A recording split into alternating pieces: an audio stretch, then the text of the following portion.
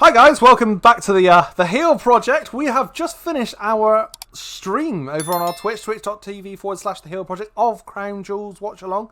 What a stream we had, by the way, guys. That was support over there was mwah, très bien, lovely, fantastic. I slept.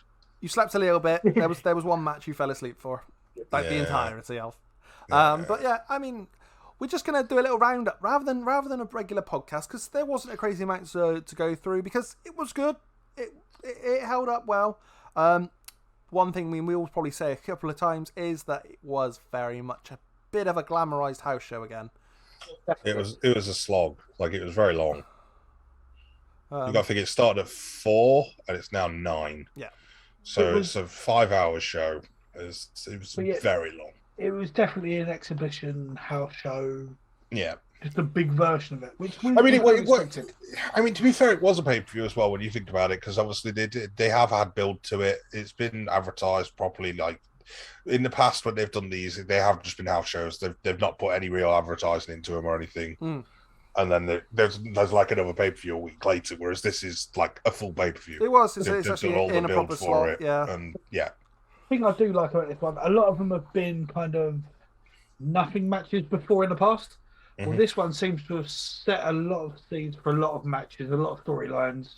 So that there's a lot to build on just from this pay-per-view, which is good. Yeah. So let's crack in with the first match then, please. So quick on the pre-show, we did have Usos versus the recently reformed Hurt Business.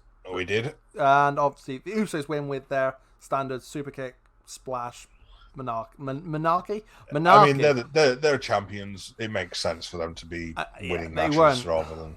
Yeah, it'd have been silly for them to have lost it, and I'm glad they didn't. From what I saw, very good match. It was not very good. It was a good match, and it is what it is. We then started the show with. I will get these in a slightly wrong order, I'm sure, but we did start with the Hell in a Cell match. Yeah, a bit surprising. Well, it wasn't. So when it went towards the end, it made me think. Do you know what? Putting the Hell in a Cell was on first was probably the right thing because I think it would have felt even worse. I'd have been burnt out otherwise. Like I don't think I'd have made it at all. Yeah.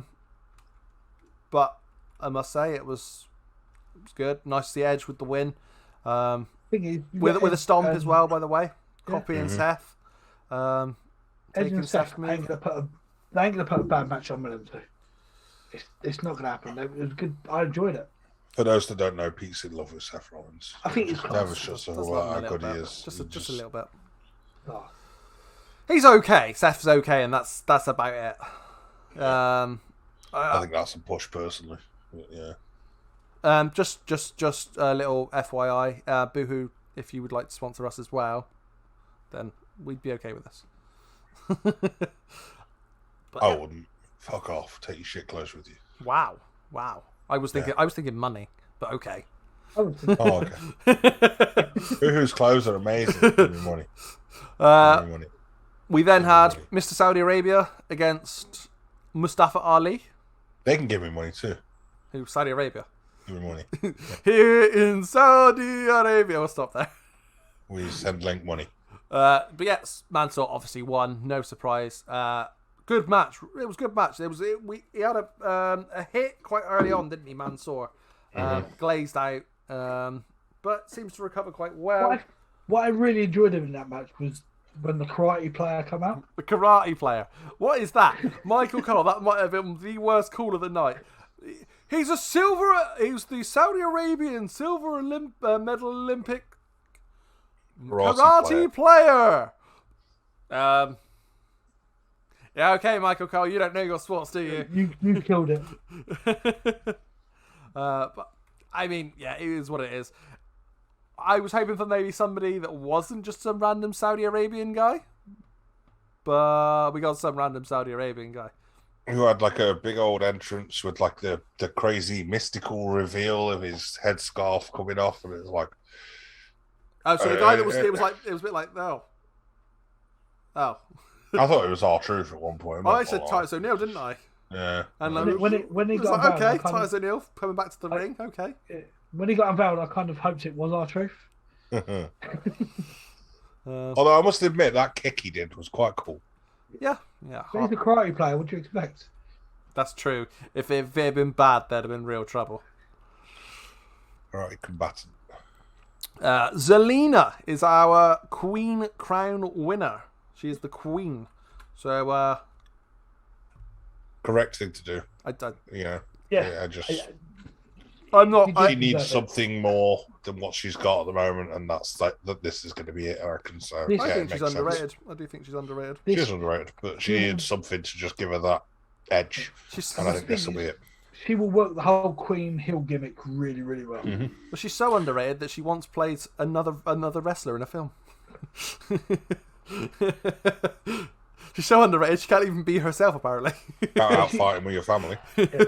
That gimmick will work really well with her. The whole Hill Queen is perfect. I think so. It wasn't next up, but we might as well just go straight on to it. Finn Balor, Xavier Woods. Woods is now King of the Ring. Yes. Are we pleased with that? Finally. It was kind of obvious after the show before the actual pre-show because they had an 8-man King of the Ring tournament, the ultimate thing, and they put Xavier Woods in there. And it's a bit like, and then Xavier Woods got through as well against Kurt, did he? I think. Xavier Woods won Woods is winning this. I think after that point, I thought Woods was winning that. Even in that tournament, Woods won the whole thing. Did he? Yeah. Oh. So Xavier Woods won the King of the Ring. So they basically went, yeah, Woods is winning this, by the way, guys, just so you know. That was against people like Stone Cold, Brett, Macho, and all the names. Xavier Woods won it. Oh. So, I mean, let's hope he lives up to the hype, eh? And does something with it. He's already cut a little mini promo after. It was never going to be Stone Cold levels promo of winning a King of the Ring. Quite heelish at some points. It was interesting. It was a little bit heelish, wasn't it? It was kind of just telling off the camera people. It's just how he's the king and he makes the rules and he now has the power. Yeah. The power of positivity. And do you know what doesn't give me the power of positivity? Goldberg versus Bobby Lashley. That's good stuff. Goldberg won. Goldberg won. Spear through the off the ramp onto the bed, and yeah, he hit a jackhammer. Do you know what? He hit a jackhammer. It didn't look bad. I don't like Goldberg, but this was probably the best match he's had for a long time. Yeah, it was definitely the longest. It was definitely the longest. Yeah. He didn't look bad. He didn't look old. That was the main thing. Yeah. He didn't look like as old as he has done. Yeah. Biggie. Well, it did look like he tripped over as he got out of his fucking dressing room. Yeah. He fell. He did. He stumbled. He needed his frame back. Yeah, he did. Big E, Drew McIntyre. Big E's retained. Drew McIntyre. Big E put on a good match. It was a bit slow, a bit meh. Drew gave him a thumbs up, so it was all okay. Yeah, it was. Well, what? I don't know what they're going to. Match for me. Sorry. This was the slowest match for me. I think it probably was the slowest match in general. To be fair, that's why. Like generally, it was the slowest match. Not just felt like it. Well, it was slowest. It didn't just feel like it. But I don't know what they're going to do with Drew now. Drew, I've got a feeling, could end up in a real midfield battle on the roster now. Where is he? Is he moving to SmackDown? Yes, he is. Well, he might find a place then. I guess I don't know. Or he's going after Roman. He's Roman's next opponent. Yeah. Well. Like it makes sense. Roman wins again then. Yeah. Oh yeah. RK Bro beated AJ Styles and Omos. That was, if I remember rightly, lads, that was quite an early one. I think that was maybe the second. Did you just say beated? Beated. I did. They beated them. Beated them big time. I'm going to beat you. I'm going to beat you real good. I think that was quite a quick match, wasn't it? It's like one of them silly people that says they won them. You've got to start right at the beginning with that one, really. I mentioned one thing, because he came out on his scooter and then went back. Oh my god. Oh my god. He came out on a camel. He came out on a camel. He was riding high. He was riding high on a camel. Yes. Yeah. We are in Saudi Arabia. Did we need the camels? Did we need the flying carpets? Yeah, it was a bit much. It was kind of like, well, just to remind you. We're in Saudi Arabia, we're not in America, and I was a bit... Not bothered. What? Why? Yeah.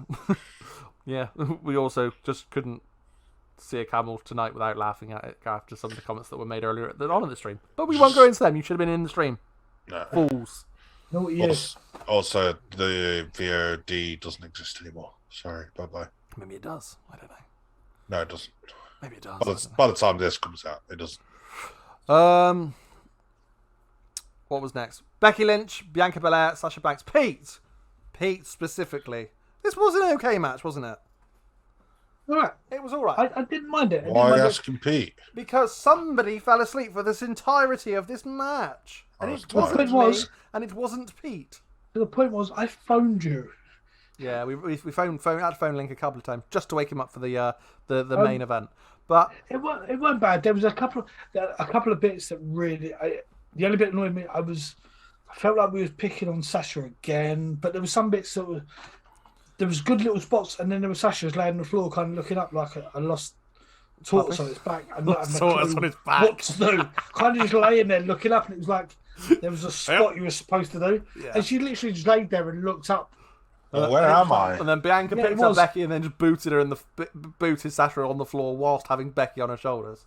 Yeah, and it was just like a complete foul spot, and it was like, it's so frustrating. Yeah, she doesn't hide when things aren't going as smoothly and as well. Like Becky can at least hide it, and Bianca's just great. So yeah, and they style it out where they will do a move to get rid of it and redo it, where Sasha just lays there and just kind of freezes. Because she's shit. Yeah. Ladies and gentlemen, Sasha Banks is shit.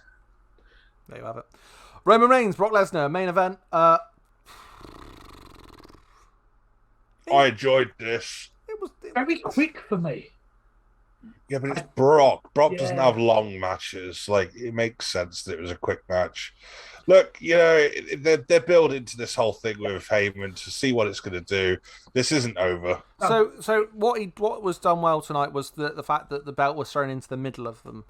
And we think he shouted, "You know what to do."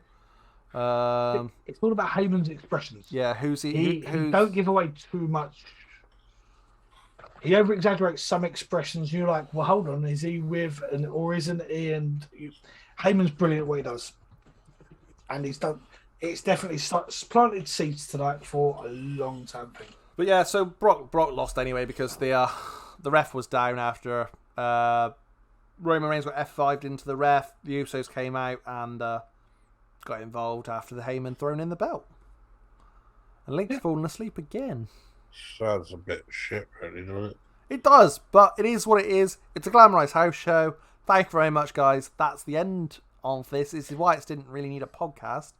We will have a bit of a bigger one when we come back for Survivor Series. All I will say is the predictions were really good, by the way. Oh, for God's sake. So Pete got 10 out of 10. Peace. Catch you in the next one. See ya.